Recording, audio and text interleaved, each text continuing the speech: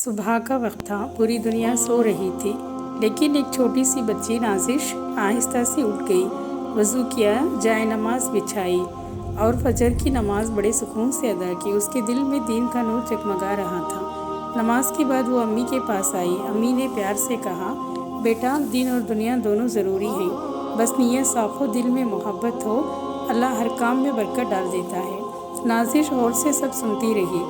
अम्मी की बातों ने नाजिश के दिल पर असर कर दिया। उसने सोचा, अगर मैं हर दिन थोड़ी नेकी करती रहूं तो शायद मैं भी किसी के काम आ सकूं। एक दिन नाजिश ने देखा कि गली के कोने पर एक बूढ़ी अम्मा भारी थैला उठाने में मुश्किल महसूस कर रही थी। नाजिश फौरन भाग गई। अम्मा, मैं मदद कर दूं। बूढ़ी औरत, अल्लाह तुम्हें खुश रखे। शाम को नाजिश कुरान पढ़ने बैठ गई। उसे लगा जैसे हर आयत उसके दिल को नरम कर रही हो। शाम के वक्त नाजिश छत पर आई और अल्लाह से यूं दुआ की, या अल्लाह मुझे नेकी करने की तौफीक दे।